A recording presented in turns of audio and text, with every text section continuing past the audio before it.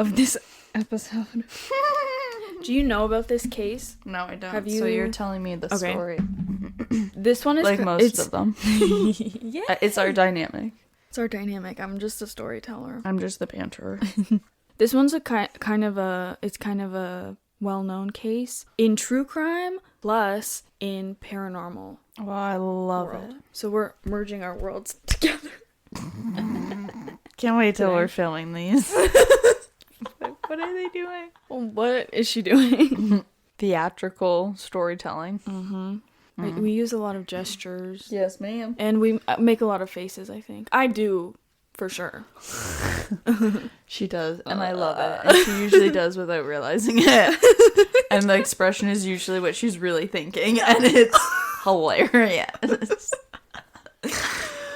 My favorite was like in school, I'd like glance over and some of your faces you'd be like, no. The fuck? Yeah, I really can't. I can't control my facial expression. All of my emotions are on my face. So anything that I'm feeling is just... It's there. It's there. She's very easy to read. Yeah. You have a poker face, but not when it comes to that. No, I can be... If I try, I'm good at like not reacting, but also if I'm relaxed... My facial expressions go crazy.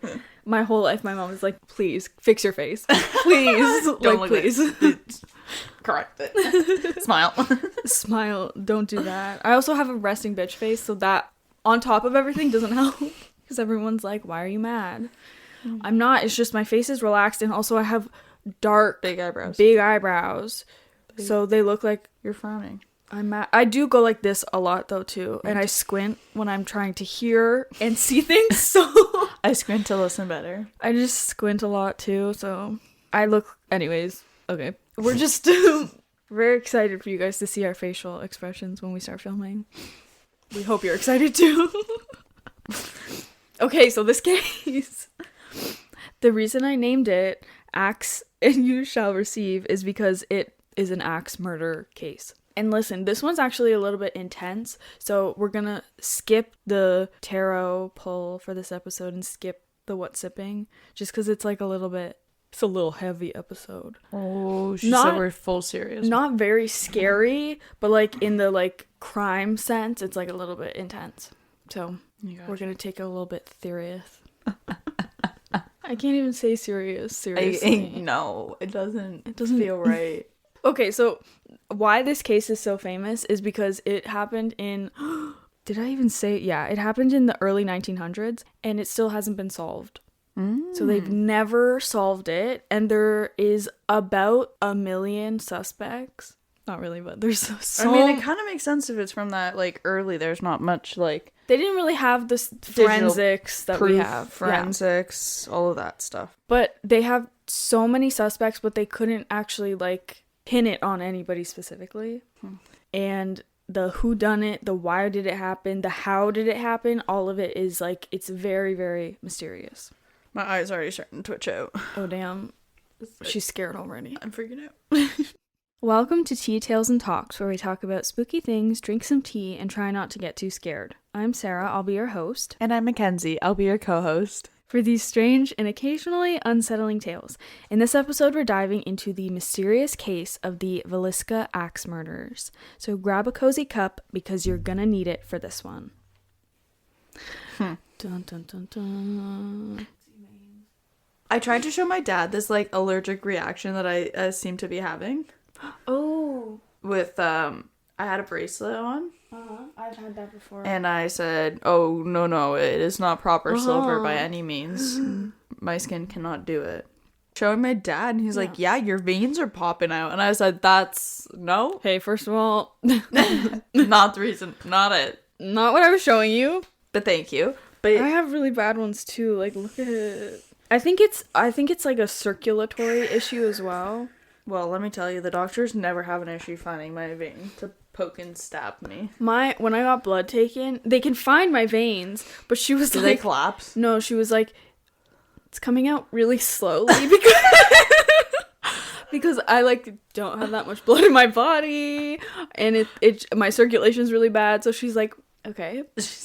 It's like it's like trying to suck it out.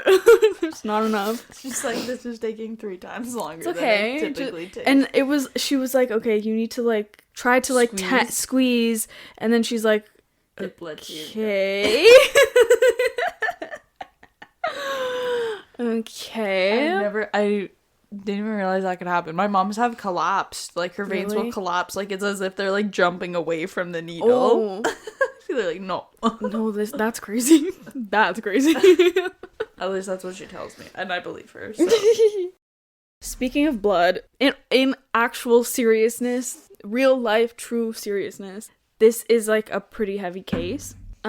Today we are covering the Villisca axe murder case, and we're exploring the souls that may still be lingering in the house where it all happened.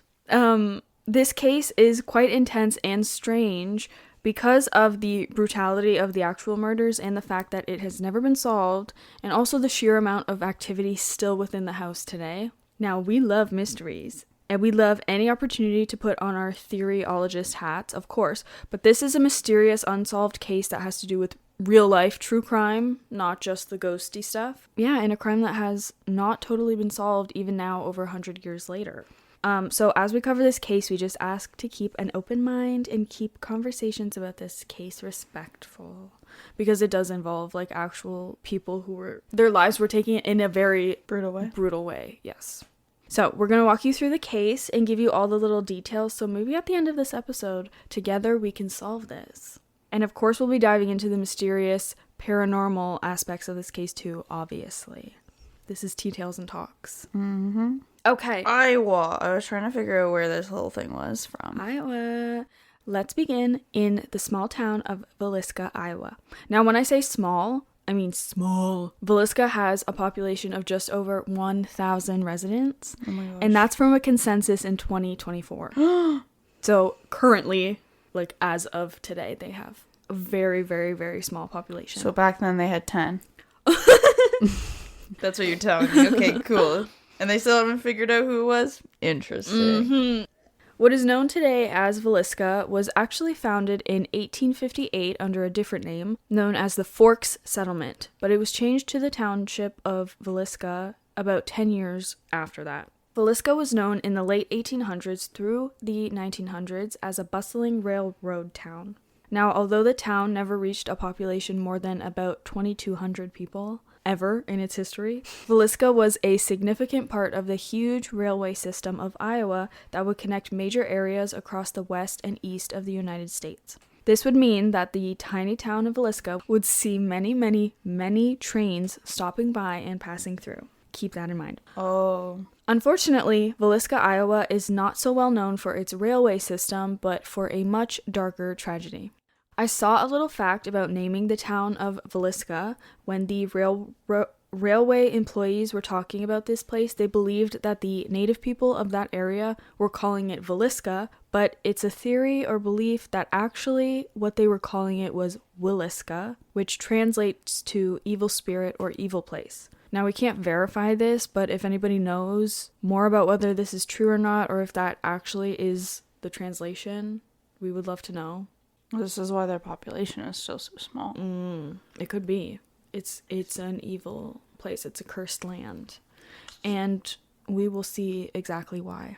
Okay, so we're getting into the family. Josiah B. Moore was a prominent businessman in Villisca who married his wife, Sarah Montgomery. Can I just say something? They're all Sarahs. Everybody's name is Sarah, and you know that I love Pretty Little Liars, and Aria Montgomery is my favorite character because I think I look the most like her. Anyways, I used to be like, oh my god, if my name was Sarah Montgomery, that would be so... I was even thinking of making it my, like, pen name for writing and stuff. Have you changed your mind? After this. Mm-hmm. It's not meant to be. It's not it. So Josiah married his wife, Sarah Montgomery, in 1899. The young couple would soon become parents to 4 children. Herman Montgomery Moore, Mary Catherine Moore, Arthur Boyd Moore, and Paul Vernon Moore. 3 sons and 1 daughter. Now, Josiah had a successful franchise of the John Deere Company, and Sarah was known to be active in the local church and in the community. In 1903, they would buy and move into a house at 508 East 2nd Street. Now we need to talk about the house. Obviously. Not just because we're both designers and love architecture, but because this house will become extremely significant, not only for this case, but also for this town. The house was built in 1868 in the Queen Anne architectural style, which was common for this time and reflected the majority of the homes in the area. For today's standards, this home is very small, but it was very typical for an 1800s house. So we're going to try to create a mental floor plan of this house because pretty much it's pretty important to understand the entire layout and then to get into the mindset and the atmosphere of the late 1800s and early 1900s. So when you walk into the front door, you are met with an open kitchen. To the immediate left is a standard wood-burning stove, the fridge box in the corner, with counters and tables along the wall. Side note, there is the main front door, but there's also a side and back door that leads into the parlor from the outside. Right. So on the far right, it leads you into the living room or the parlor and the stairs going up to the second floor. The parlor is equipped with a grand piano, seating, and a fireplace. To the right of the entrance of the parlor is another room. This is typically used as a sewing room, but along with the classic Singer sewing machine table, there is a bed and dresser, so it's more of a guest room in this case. Mm-hmm. Now, in total, the home is 600 square feet. She's tiny. Mm-hmm. And has 2 bedrooms, an outhouse, and a barn. Having an outhouse was more common for smaller rural communities like this, even in the early 1900s. Because I was kind of looking that up. Why do they have an outhouse when they had plumbing in the 1900s, but it was more common for smaller towns to keep it. Yes. So now going up to the stairs to the second floor, once we're at the top of the stairs, you're immediately in the primary bedroom that was obviously for Sarah and Josiah Moore. Going towards the left, there's sort of a hallway, but it's more like a vestibule that then leads into the children's bedroom straight across. Note that all 4 children shared this room, so they had 2 beds and a crib set up in this room. Okay, now to the left of that little vestibule area, just outside of the children's room, there's a closet with a short door that leads to the attic, quote unquote attic. This is very important to remember. The attic isn't exactly an attic, it's more like an extended closet because it doesn't actually go up. It's on the same level as the second floor. If you have seen in older farmhouses, usually they have they're like attic closets instead of real closets. Yep, they're built into the airspace, but they're still framed out. Yes, and basically where the roof ends, it's just like an extension of the rooms. We want you to keep this in mind as we go through the story, positioning of the room and the general size of the house, because it's a significant aspect of the case that adds a lot of the mystery to the entire thing, since it is only 600 square feet, which comparatively is very small. It's super tiny and everything is super close and compact. Everything is the apartment we looked at, it was at least 900 square feet. So I'm trying to think of 300 almost less. Half. Yeah, almost. Sarah's a word girl. Numbers. Hey. It's 300 less. Hey. But still. Yeah, it's teeny tiny. Do you know if the 600 square feet included the second, is that the I think it's just footprint? I think it's the footprint, not including both floors. Okay. Because that would be crazy. That's what I was It's like one room. No, I think it's per floor is 600. Okay. In 1912, the Moore family had been living in the home for nearly 10 years. On Sunday, June 9th, the family, including Joe Moore, Sarah, and all 4 children, attended a special evening for the children's program at the newly constructed local Presbyterian church. The Moore children, along with neighborhood friends Ina Mae Stillinger and Lena Gertrude Stillinger, were part of the Children's Day performance, which Sarah Moore had coordinated. This event was attended by many of the townspeople and fellow community members, all of which knew and well liked the Moore family. I really could not find anything, nobody's ever said anything bad about the family. Nobody's really said anything at all. Just that they were weird and off or suspicious. Nothing like that. Outcasts. No. Nothing even oh my God, they were so kind, or they did that. They were just like a normal family. Yeah. They were just nice people. So the program had ended at around 9:30 p.m., and the Moore children invited the 2 Stillinger sisters to stay the night at their house. The Moore family home was only a short 5 or so minute walk from the church, and they all arrived home between 9:45 and 10 p.m. that night. It's noted that Joe Moore, Josiah, They call him Joe, so. I was like, who's Joe? Josiah. We go formal. We're serious. We're going formal. We're serious. Josiah Moore had called the Stillinger house to let them know that the two girls would be staying over, so they knew where Ina and Lena were. Mm-hmm. It's not known if the family or their two guests ate or did anything else before going to sleep that night, but while the Moore family were in their personal rooms, the two Stillinger sisters were staying in the sewing room downstairs. Now I'm noting this, but as most people in small towns do, they left the front door unlocked, as they would any other night. I mean, they're at home. What's the need to lock the door? We're here. Yeah. You know what I'm saying? There's 10 people in the town. And there are 6 of them. 6 of them are in the house, so who's gonna come in? Who else was gonna be there? The next morning, a neighbor, Mary Peckham, noticed that the Moore house didn't seem to be bustling yet, which was odd because they were very routine in feeding their animals and tending to the farm in the early hours of the morning. Once it became 7 a.m., Mary was now concerned as the animals were becoming restless and no one seemed to be awake in the house. This was also concerning to her because it was Monday morning and the children were expected in school, so nobody's getting ready yet. This behavior was very unlike the Moores, and Mary sensed that something was not quite right. She went over to the Moore house and knocked on the door. When no one answered, she peeked around at the windows, only to find every single one with its curtains drawn. This was very strange. So she tried opening the front door, and it was locked. Another odd thing. She tried the back door, and that too was locked. Now greatly worried, she hurried home and called Joe Moore's brother. He wasn't there. Then she proceeded to call around to more of the family, to Josiah's store, and finally again to his brother, who by this time was back home. She got a hold of Ross Moore and explained the situation. He arrived at the house shortly after and let himself in with a spare key that he had. Ross didn't see or notice anything out of the ordinary when he walked in the door. Nothing was out of place, nothing was strange. Only when he walked through the parlor into the blue sewing room did his impression change. First, he saw a sheet covering the bed and a lifeless hand hanging out from under it. Only then did he now notice the smell of blood. Lots of blood. He ran out of the house and told Mary to quickly call Henry Hank Horton, Villisca's primary peace officer. I found a lot of conflicting statements if he was a peace officer or the sheriff, or if they were two different people. That's a little bit unclear to me. Anyways. They called Hank. They called Hank. Around this time, one of the Moore's workers, I guess somebody who worked on their farm, who would tend to some of the farm animals, had arrived, and Ross told him, quote, "Something terrible has happened here." On the morning of June 10th, the 6 members of the Moore family and the 2 Stillinger girls were found bludgeoned to death. Hank Horton searched the home upon arrival, and he found Josiah and Sarah Moore along with their 4 children and the 2 Stillinger girls brutally killed, bludgeoned to death with the blunt side of the axe. An axe from the Moore's own barn, which was found propped up on the floor in the sewing room.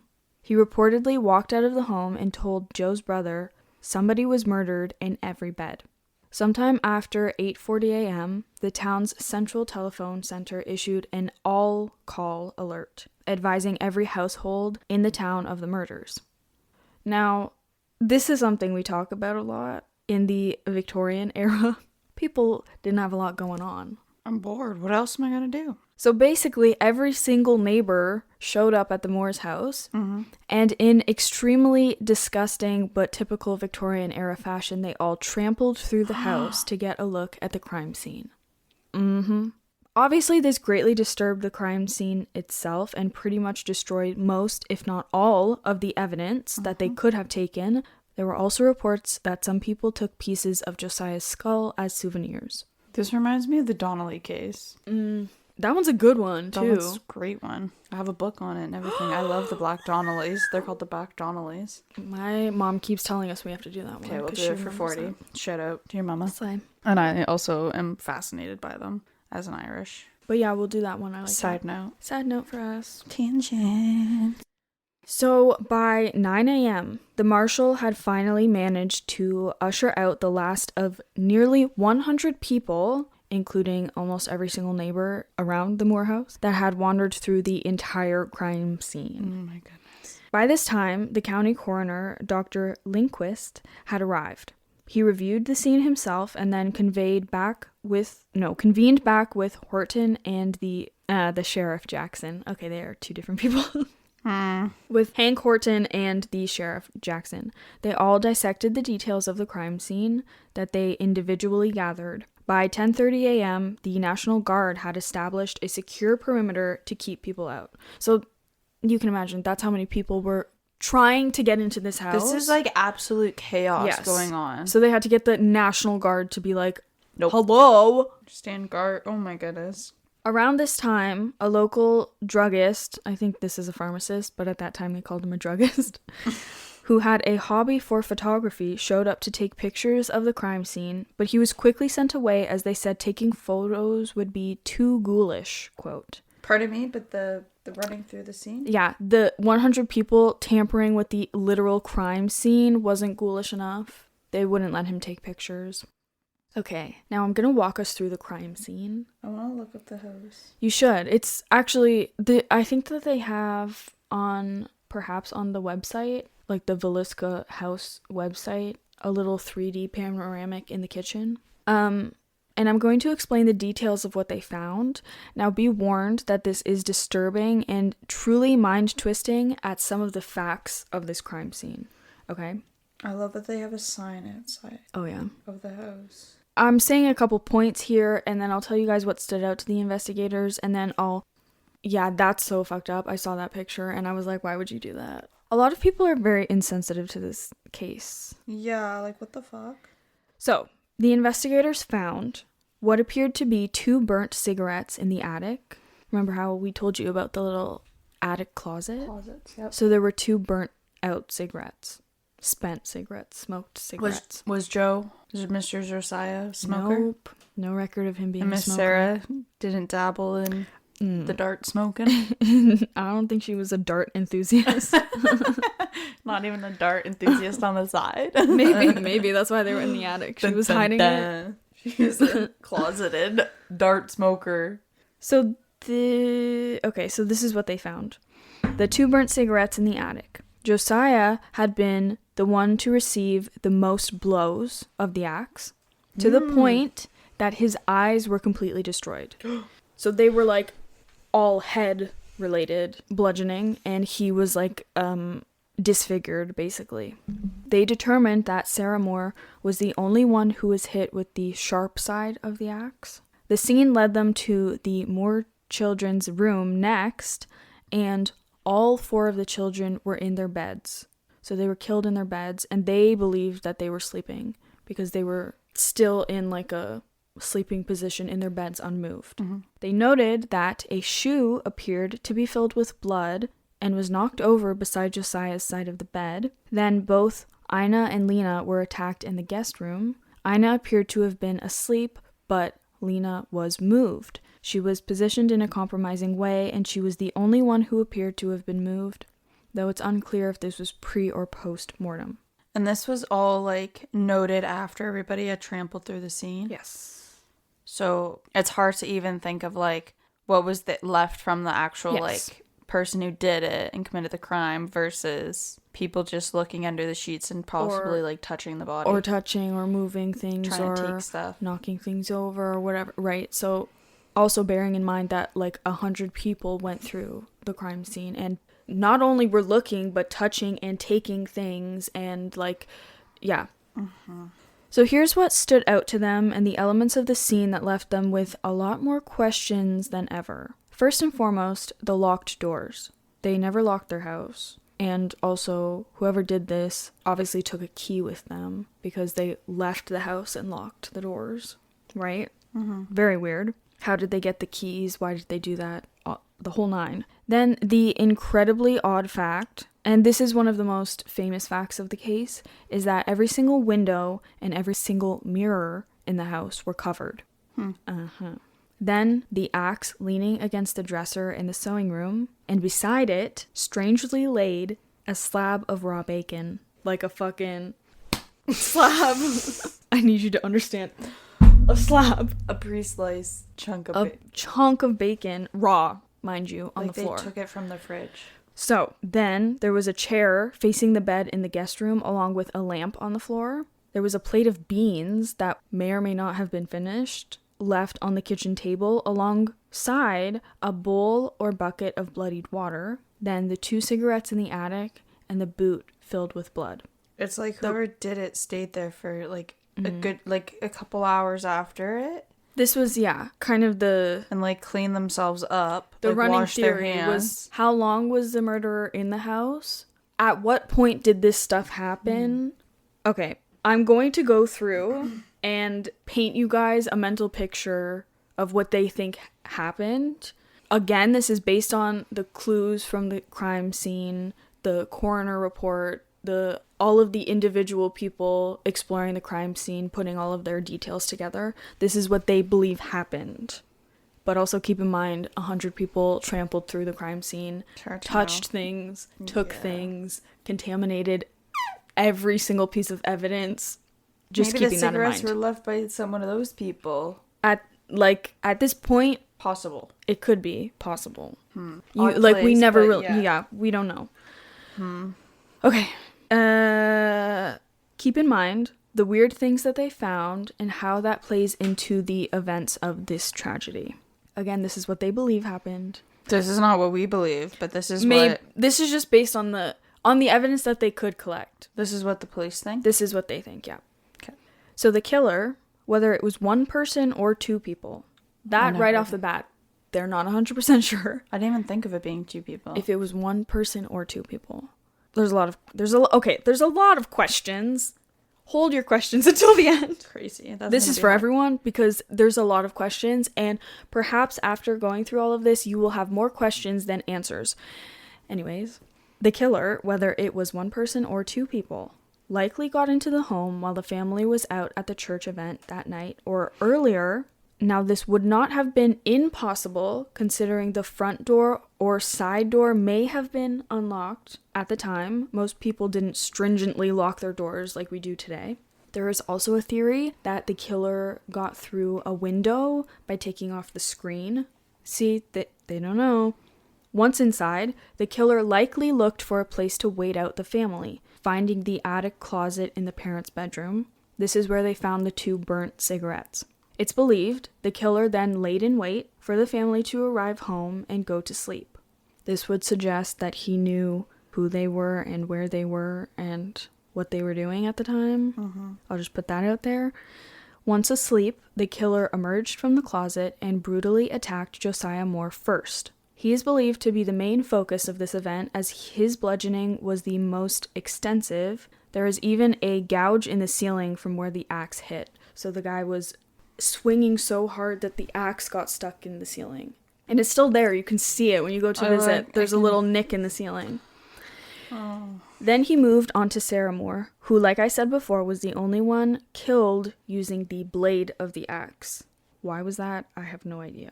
It's believed that the children were all asleep during this, as all 4 were found in their beds with the same head wounds as their parents. Now, the investigators believe that at this point, the killer went back into the parents' room to continue brutalizing Josiah. This is because they found a boot tipped over with blood pooling out of it. So they determined that blood had dripped into the shoe as Josiah laid there, and when the killer came back, he knocked over the boot. And then the boot spilled. Yeah. Then the killer went downstairs. This part is a little unclear in terms of chronology. Chronological order? Yep, chronological order. But at some point, the killer made his way to the guest room, and he killed both Stillinger sisters, in the same way as the Moore family. The only catch here, it's believed that Lena Stillinger was actually awake. I find it hard to believe everybody slept through all of this brutalization. So this is another mystery of the case. How did nobody wake up? Mm-hmm. How did no one hear anything? It's a little bit interesting. Like even the axe getting stuck, that would make a sound. A lot of people, we can get into our theories, but there's a lot of theories for that. I mentioned it before, but her body was found in a different position than the rest of the victims. She was laying across the bed, diagonally or perpendicular, so not like pillow head. Oh. She was like moved like this. And she had defensive wounds on her arms. So they believe that she at some point did try to fight back. Not only this, but she was found with her nightgown pulled up and her underwear removed. And she was posed, okay, trigger warning, but this is like one of the more gruesome parts of it. She was posed in a way that she was laying on her stomach and her bum was in the air, basically. Yeah. All of that considered, when tested further, it was not found that she had been assaulted. Not that that really helps, but at the very least, he didn't touch her or he didn't get the chance to touch her in that way. They believe at this point the killer had taken out a slab of bacon from the icebox and pulled up a chair in the guest room. There was a lamp found on the floor, positioned in a way that may have illuminated the sisters. So some think that this was basically him sitting and looking at his work while potentially eating raw bacon. I don't know. I couldn't find if the bacon was just the slab and that's it, or if there was like it was cut up or there was chunks bitten out of it. I don't know. Yeah, those details are a little bit yucky. They then think the killer put down everything there in the guest room, the axe, the bacon, and moved to the kitchen where he washed his hands in a bowl of water and fixed himself a plate of beans. The last part is a little bit weird and there's not too much information about whether the beans were untouched or half-eaten or what, or fully gone, I don't know. But nonetheless, it seemed like he was making himself comfortable. And again, not entirely sure if this was before or after eating the raw bacon and beans, but the killer proceeded to cover all of the windows and every single mirror in the house. Investigators noted the dresser in the guest room had been ransacked and everything inside it was used to cover all of the reflective surfaces. Now, they really don't know what time the killer left, but it was pretty much without a trace, only locking the doors behind him. Most of these aspects have driven investigators crazy trying to explain why this happened, and it adds to the mystery of who could have done this and why did they do this. Okay. Theories within theories within theories for this case. I have my own little idea of what that creep was doing in that room with the also girl in a chair and the light and also the naked. The order of things, it's like I think it's because of evidence being disturbed and whatnot and whatever, but like the order of things is the confusing part for me because they said he for sure went back to hit Josiah himself more times. Some articles that I read said that he went and he was hitting everybody else again. Like, I don't know at what point he did that. I don't know at what point he got the raw bacon. What point did he set up this lamp and chair situation? At what point did he wash his hands? Like, all of it is kind of like... I feel like he would have washed his hand early if there was no blood, like, all over the dresser that he ransacked. Or over the all over the chair. Yeah. Like, what did he do first? It's a lot of questions. A lot of questions. And this is just the crime part. Just the crime part. How did everybody sleep through... like such a vicious attack? Yeah. A lot of people especially think about the children because their room is directly beside the parents' room and it's not like they have doors closed, it's just like openings. Well, it's also not like they have thick walls like... No, they were 10 feet away maximum. And even if like Josiah was getting attacked first, I feel like Sarah would have made us make a sound. Yeah. How do you not hear somebody next to you getting hit and wake up with an axe? Yes. So this I'll just sprinkle in because it's a potential theory that some people have to explain why nobody woke up. Carbon monoxide poisoning.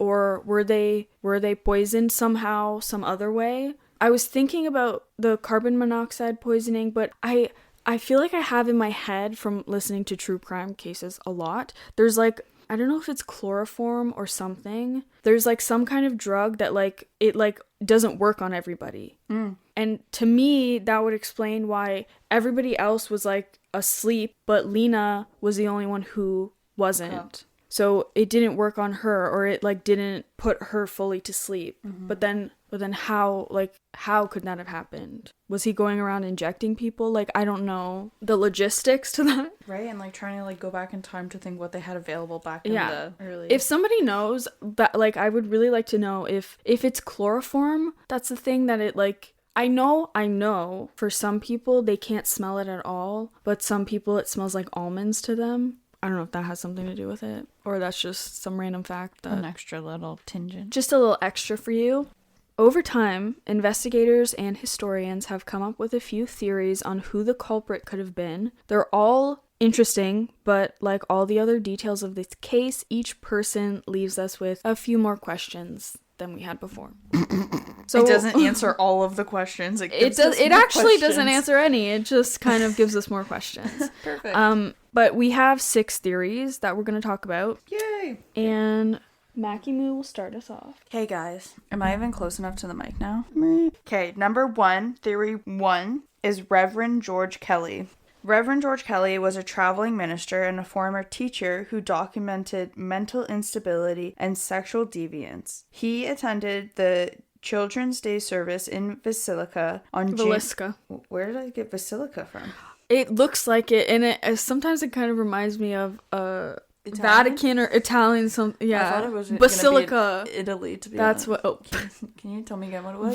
Vilisca. Vilisca. Okay. He attended the Children's Day service in Vilisca on June 9th, 1912, and left town early the next morning.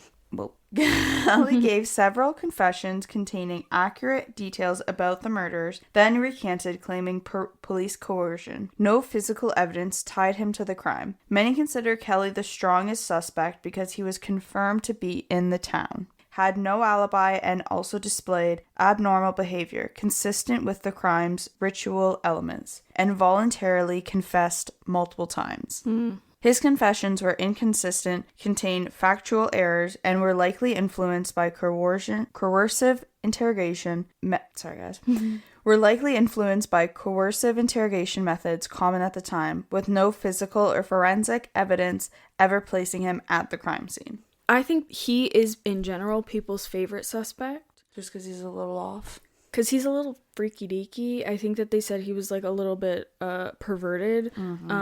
But kind of that you can't with just a confession. Like, yeah. And he also took it back. He confessed multiple times and took it back. And some of the stuff that he was saying was I read that people said he like knew kind of intimate details about the crime scene, and he left town early the next morning. So it's like it's like circumstantial, if you know what I mean, circumstantial evidence, but also 100 people went through the house. He could have been one of them, and people just didn't see him.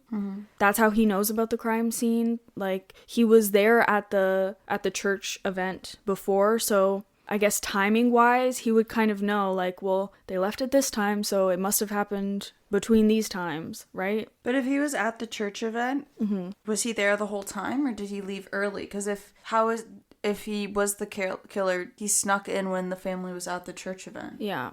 So if they placed him at the church event, how was he sneaking How was he in? also in the house waiting for them? Right? It's a good question.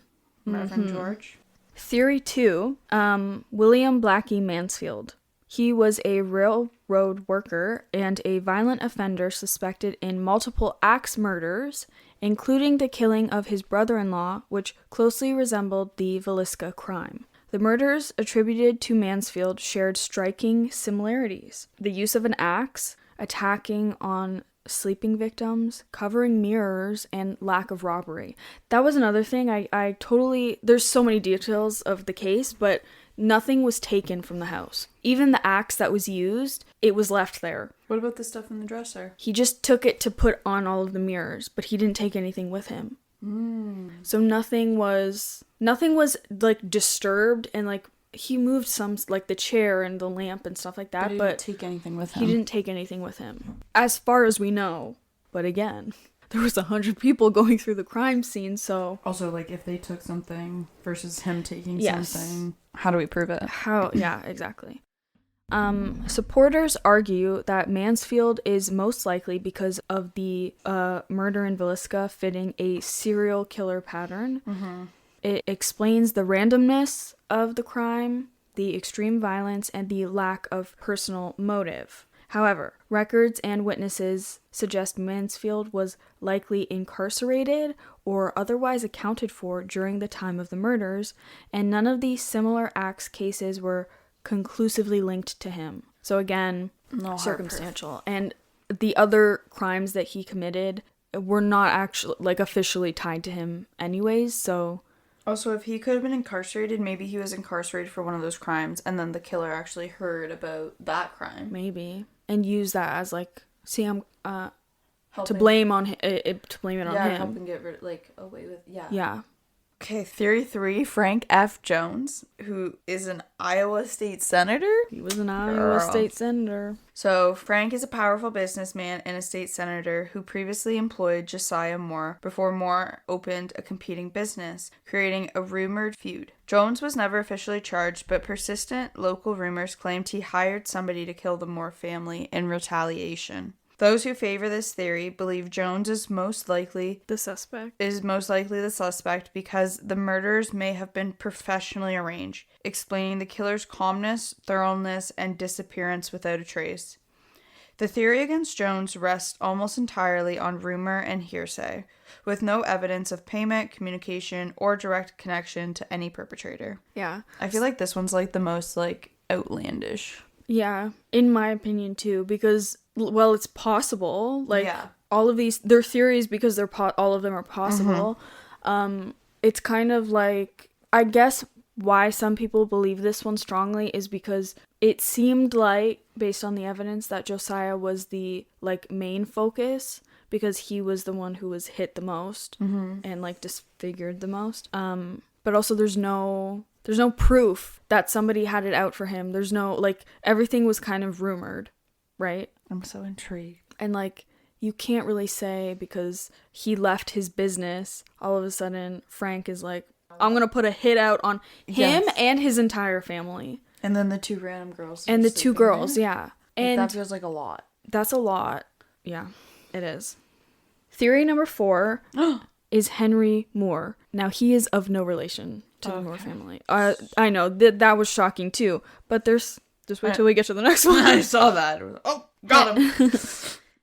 Henry Moore was a farm laborer, later convicted of murdering his mother and grandmother with an axe in Colorado in 1916, which proved that he was capable of similar brutality. Investigators noted parallels in method and post-crime behavior, but could not place him in Villisca at the time. People argue that Henry Moore is the best suspect because he was known as an axe murderer, making coincidence unlikely given the rarity and similarity of the crimes. Apparently not, actually, because William over here has done it multiple times. Yeah. Investigators failed to establish that Henry Moore was anywhere near Villisca in 1912, and his later crimes, while similar, lacked the ritualistic elements that were at the Villisca crime scene. So basically, I think this one was a little bit people were grasping at straws. I'm not 100% sure if this is fact. That's why I didn't put it in here, but I will say it. I think that Henry Moore was also like a farm hand for the family at some point, or while it was happening, or whatever. Maybe. But Yep. it kind of doesn't matter because they couldn't place him even in the town when it was happening. So that one's a little bit grasping at straws, looking just for anything that's kind of similar. But the next one. The next theory, theory 5, is Ross Moore, who is related. He is related to Josiah Moore's brother. A close family member rumored to have strained relations with Josiah over finances and personal disputes. Early investigators considered him due to proximity and family dynamics, but no physical or circumstantial evidence was found. Those who believe Ross Moore is more likely to argue family annihilation, as it best explains the access to the home, lack of forced entry, and the killer's confidence inside the house, because he knows it. He's been there. Yeah. There was no strong motive enough to justify the slaughter of the children, no suspicious behavior afterwards, and no evidence contradicting his alibi. He was the one who Let them in. let them into the house and found them first. And he was the one who was like, what the fuck. So even the neighbor, Mary, who was the one who noticed everything being kind of weird in the morning, she didn't say he was acting weird. Everyone's like, he looks like his brother and his whole family just got killed. Like, shock. Trauma.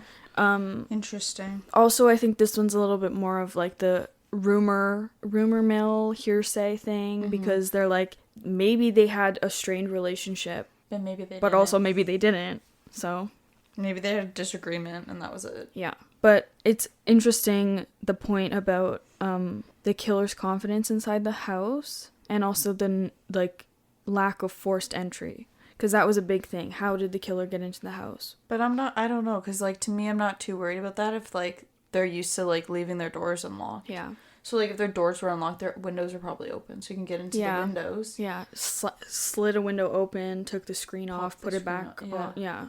So how hard is it to break into that old farmhouse? Yeah, without like actually breaking anything. And I guess because it's a small space, it's not a huge house. There's not a million rooms that you like can't find your way around. There's like 4 rooms in the whole house. Once you know it, you kind of know it. And I wonder if all of the houses in the area, or like at that time, they had a similar probably to conserve like heat and everything. Yeah. Building. So the last theory is a very interesting one, and apart from the Reverend theory, this one is also one of the most like widely believed theories. Is the trained serial killer an unknown serial axe murderer? So some people believe that an unidentified offender is responsible for a wave of similar axe murders across the Midwest and south of the United States in the early 1910s. The Villisca murders share hallmarks of these cases, including the nighttime attacks, bludgeoning with household tools, and the ritualistic behaviors. Many modern criminologists favor this theory because it explains the absence of motive, lack of suspects, and consistency across multiple unsolved cases. So I kind of believe this one. Another reason why people are like, oh, this is like extremely possible, is because of the railway system. So they had a lot of trains coming in and out constantly. It was just a pit stop. Driving people, taking people away. Yeah. It's still a little bit like, that's cool if he was just like a, what do they call, vagabond? And he was just a dust in the wind, traveling around. But how did he know that a hobo? Is that not a hobo? I think. Is that not proper to say anymore? I think it's not proper. We can't say that anymore. She whispers, it's a hobo.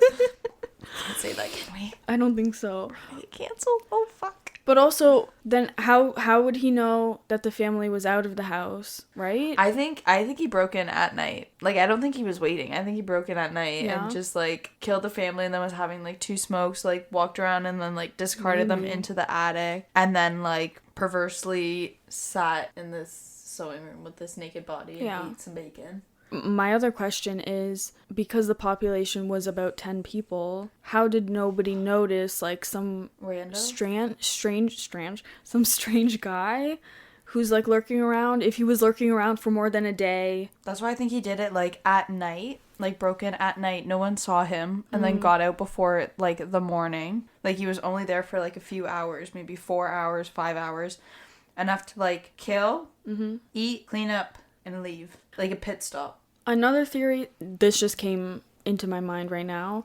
What if he is a serial killer and he was like, I'm just picking this random house, eeny, meeny, miny, moe, I picked this one, and he was going to break in, but like he broke in, and as he's breaking in, or like around the same time the family comes home, which he didn't expect, so he has to hide somewhere, and the only place that he could find was the attic. So then he was like, oh shit. So that's why he was waiting in the attic. Not necessarily waiting for them to come home, but just waiting for them to go to bed. If he was in the attic hiding, wasn't that connected to the children's room? No. So this attic, the children's room, they have a separate closet in their bedroom. But the attic one, it's like a smaller door that was kind of like the closet plus attic for the parents' room. See, I have more questions. Even after researching this, I have more questions. I just want to know. I can't believe this is one episode. I know, it's a lot. But there's just so much to explore. Like, there's just so many freaking levels of this. I know. It's layered like an onion, for sure. Oh, I love Shrek. Love me some Shrek. Okay, now we're going to take a step into the paranormal side of things. So that was just the true crime part. Now we're getting into the ghosty part. See, this is what I'm talking about. I feel like we've only eaten half the sandwich. Uh-huh. Speaking of sandwiches, I'm looking forward to those sandwiches. Girl, that's all I'm thinking about right now. I'm like, it's gonna be too loud if I try to eat a chicken sandwich while we record this. Yeah. Shit. Okay. So one of the main details of this case that has attracted so many in the paranormal community and different kinds of investigators, and why this mysterious case is still trying so hard to be solved by everyone. Now, this part is besides the paranormal activity, but it is the fact that whoever the killer was covered all of the windows and mirrors. So that was like why we keep saying the ritualistic element of the case. We are spiritual girlies as well as ghost lovers here. So let's explore the meaning of this. What is the meaning of this? The act of covering mirrors could be quite significant in both a psychological and spiritual sense. Some believe that maybe the killer covered the mirrors because he knew that morally he did something terrible and he physically could not look at himself, or he didn't want to risk catching a glimpse of himself. In the state or whatever, yeah. Some think that he could have perhaps used this as a disassociation from himself and what he did. So by not seeing himself, he can kind of like, well, it wasn't me who did it. It was somebody else. I just watched it happen or whatever. I saw it. Yep. This is just me. Another question that I have. They're not 100% sure if he covered the mirrors after everything or before everything. Yeah, I think he did it before. Right? Like, I think he was in the house, covered the mirror, but then they said there was no like blood splatter on them. I don't know. Now, on the spiritual side, we know that mirrors are portals. Was there splatter on the mirrors themselves? Like, was there, where was the... Where was the splatter? I just need more evidence. I need some crime scene photos. I know. That's also, like, a really big part, is that there's no photos. Not that we're dying to see... all of the brutality. No, but to see the blood splatter, to see kind of... We'll also talk to chronology. The chronology of the case. Yeah. Yeah, it's a little bit suspicious. Very suspicious. On the spiritual side, we know for a fact that mirrors are portals. What? I'm like death gripping. Oh my god! Like, she's terrified. I'm not I'm so intrigued. Like, I know, I just need to know more. So some people believe that mirrors can attract or trap spirits, and some people believe that covering a mirror may prevent a spirit from either getting stuck or from being able to pass over. Oh. But this ritual afterwards is probably the most puzzling part because the reason is so unknown, especially given the violence and brutality of the crime committed. Why was this sort of ritualistic order/organization done afterwards or before? It doesn't really connect. So like everything else, even like, I'm gonna say it again, the slab of bacon on the floor and like the beans on the table and leaving the bloody bowl of water, but then the mirrors are covered and the windows are covered. Yeah, everything seems so like reactive and just like not thought out, and it's then like that seems yeah very organized, exactly. It's like the chaos of everything. He's just kind of all over the place, but then the mirrors is like, no, like this needs to be perfectly covered. So wonder what that's about. The largest consensus is that everything that happened here has obviously made an impression on the house and the land and the location, and may have held onto the spirits of not only the victims of this horrible crime, but possibly the killer himself. He infused himself. Yup. Let's dive into the ghosts that haunt the Villisca axe murder house. Dun, dun, dun. Oh, girl, you said you're gonna hit me all at once with this, aren't you? Oh, yeah. Hitting it from all angles. I'm sorry. Bad. Not the episode for that. Not the episode for that. This is... This is one of those locations that it might be easier to tell you what paranormal experiences haven't happened here. Of course, the typical phantom footsteps, strange noises, EVPs, disembodied voices. I'm gonna go through some actual experiences first that make the activity all too real and all too terrifying. I'm so sorry. I might cry. I already had chills beforehand. Now Oh my god. bad chills. Okay, it's a couple experiences. It's okay. They're not that bad. Have they made a movie about this? Like a scary movie? I think yet? they've not a scary movie, but they have like documentaries and stuff. I'm not sure actually. Documentaries I understand, but like I feel like maybe not. Cause like Scary movie? I don't know. But they're making that like limited series about the Lizzie Borden case, which is also axe murder. Mm-hmm. Similar thing, so maybe. But because they don't know who did it, there's no closure. it's kind of a There's no finale. There's no end. It's just open. It's just open. Grip this poor freaking pillow with all my might. The pillow's gonna be ripped in half by the end of it. She's gripping it so hard. That's the finale. Now there's like a white knuckle. Okay, they're not too bad. Don't worry. The most well-known experience, I think, comes from the home's caretaker, Johnny, who I believe is also an investigator or somebody who frequents the house. What a job. What a job. What? Part like cleaner, part... He takes care of the house. He also investigates. What a guy. He's just Johnny. I don't know. Johnny? He relayed an experience when one night he locked up the door in the kitchen and he was headed up to the children's home upstairs when he hears someone walk into the house through the front door. He thought it was someone breaking in or trespassing, so he wanted to scare them straight.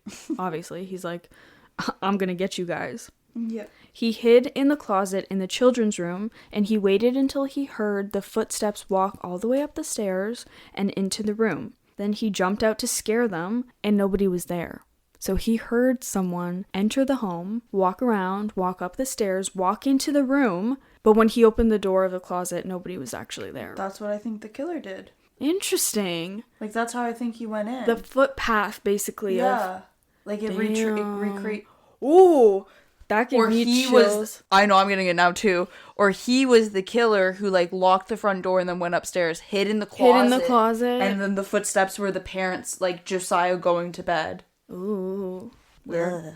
A couple of investigators visited the house and noted their electronic batteries died very quickly, which was not really explainable. Besides it just being the company. In the sense that their batteries were normal, they were fully charged, and all of a sudden they were drained. They did a few EVP sessions and got words coming through like death, us, leave, and get out.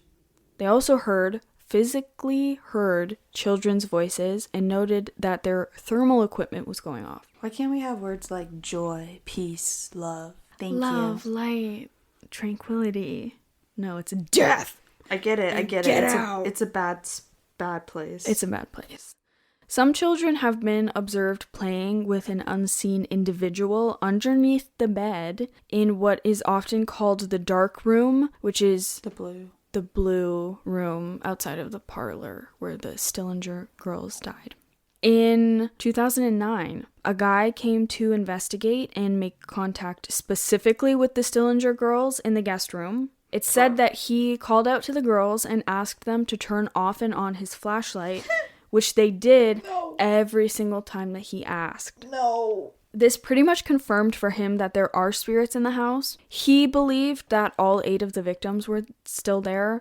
Side note, I kind of do not believe that, but you will see why when I read everything else. Many say that the real thrill of spending the night occurs around 2 a.m. when a train passes through the sleeping town. You can spend the night in the house? Oh yes, you can. Overnight investigations.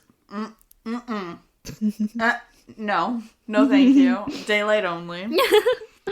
Some people believe that the whistle of the train is some kind of a trigger for the residual energy of the event, so it kind of like sets off the sequence of events. Like that's what happened that night. Energetically, yes. Exactly. Some investigators have reported that fog sometimes appears and moves from room to room, perhaps mimicking the order of the murders. So in the way that the murderer went through the house. Sam and Colby, my faves on YouTube, have investigated here, and they experienced similar things like their equipment going off, not just at random, but literally in response to questions. At one point, Colby felt something touch his back when nobody was around him, nobody was behind him, but he felt something touch his back. They also had a bunch of malfunctioning devices too, and overall they were getting a lot of sentences coming through the spirit boxes and doing the Estes method, which the Estes method is basically you put using a spirit box type device where it like scans radio frequencies and it's supposed to like you hear words come through. So plugging headphones in and having those over your ears so you can't hear anything, and then putting a blindfold on so it's like all of your senses, you're just listening. No, thank you. It's kind of it's very interesting. So they did that, and they believe that they really linked with the potential suspects of the murder. They got words that linked to the suspects. Like Reverend? Actually, I think one of the words was Reverend. Yeah. I watched the video. It's like you watched it. You don't have to. I wouldn't. Sorry, guys. I don't get how you could do this. I would be crying the whole way through. If anyone has watched or heard of BuzzFeed Unsolved, Ryan and Shane have also investigated here. Now, I really like their duo because Ryan believes very strongly and Shane is a real deep skeptic. So it's nice to have a different POV going through the different haunted locations where one of them is like, oh my gosh, this is a ghost, and one of them is like, this is the air conditioning. It's nice to have balance. It's definitely not the air conditioning in that house. No. So they got some interesting voices coming through the spirit box too, but it was mostly noises or unintelligible words. I will say that Shane was trying to do some provoking in hopes to kick up activity, and I think it actually ended up doing the opposite, where they were not getting a lot of responses and activity and We don't provoke. Things like that. We don't provoke. We highly caution against that. They tried doing the flashlight trick where it turns on and off, and it did work for a little while. They did get some response. And they did catch actually a very clear EVP of somebody whispering, "What is it?" And I heard it, and it's like clear as day. Like you can hear it, and it's a man voice. And that happened in the parents' room. Interesting. At one point, Ryan swears that he heard somebody say something with his actual ears, but it wasn't picked up on any of the audio. In the children's room, they heard and felt objects being moved on their own. The spirit box said things like, "help me" and "stop me," which is interesting. The "stop me" part is kind of terrifying. Okay, now for the core thing. There was also an incident that happened here that our friend Star from Creepy Shit Podcast made me aware of. I had not heard about this before, but she said one of the reasons she would never visit this place, why she was a little bit hesitant to cover this place, was because of the incident that happened. Sarah, why we won't visit? We're not going to visit. Yeah, but we're covering it. It's okay. No, I'm spooked. In 2014, a paranormal investigator staying overnight at the Villisca axe murder house experienced a medical emergency during the night. While alone in the house, he had apparently brought in a hunting knife, despite the caretaker/owners advising against him bringing that into the house. He somehow... I just missed my spot. Oh my god, I scrolled all the way up. Sorry. Leaving you on a cliffhanger. He somehow stabbed himself and was later found by others who were part of the investigation. He was transported to a hospital and thankfully he survived. Afterwards, the investigator said he did not remember how the injury occurred. Authorities determined the incident was not caused by another person and there was no evidence of paranormal involvement. The event was treated as an isolated personal incident, though it gained attention because of the house's history and reputation. Now, I did read some of his personal interviews, and he said he doesn't remember this happening to him, that all of a sudden he saw a flash and then he woke up in the hospital. So a lot of people believe that potentially the spirit of the killer is there in the house, and that something kind of motivated him to do this. They don't think that he was possessed or anything like that, but like something affected him. You brought a knife into deeply. The house. Yeah. You brought a weapon. Bad idea. He literally said, "Stop me."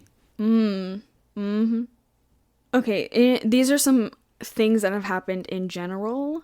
I've read that some investigators that frequent this location and have become accustomed to the house and the spirits within it. No, thank you. Have said that they often experience footsteps, but in no particular pattern or order. Bullshit. No pattern or order, so it doesn't necessarily mean it's like the residual footsteps of it like repeating over and over. It's just random living in the house, like the residual it's footsteps. Just but not in any order. One investigator, Johnny, who may or may not be the house caretaker too, has said that he thinks maybe the house or the spirits within are really just trying to mess with people. Johnny apparently also has said the house is like a mirror, in that, quote, good people usually have good experiences and, quote, bad people have bad experiences. I don't know about that one, but that is an interesting theory. No thank you, Johnny. Maybe he means that if you go into it with like good intentions or bad intentions or like provoking, you're gonna not have a good experience. The guy who brought in a hunting knife didn't really... Bad energy. Doesn't mean that he's a bad person, but it just means like... Bad energy bringing... The intention was off. Something like that. Another common occurrence here is getting EVPs, specifically of children. And I hate that part. It's so sad. But I think that a lot of investigators don't believe, I also don't believe, that these are really the spirits of the children who were the victims, but instead something else pretending to be the children to get closer to people or to make you lower your guard. Yeah. No. Yep. No, thank you. Also, a general consensus in the house is just of sadness in the home. That one photo that I saw made me very sad. Yeah. Also, in almost every investigation, there is some kind of indicator that the home may not be haunted by the victims at all, but by the actual killer. I think that I get into it. Maybe not. But one of the, thoughts behind that is that the covering of the mirrors was supposed to be, either he was trying to trap the souls of the family, but he ended up inadvertently trapping his own soul there in the house. But I believe that the family's not there. I don't think that their spirits are really there.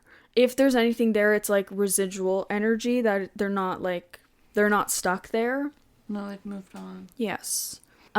We've talked about this numerous times, right? When something horrible happens, especially when it involves loss of life in a tragic way, there is an energy imprinted on the location of that event.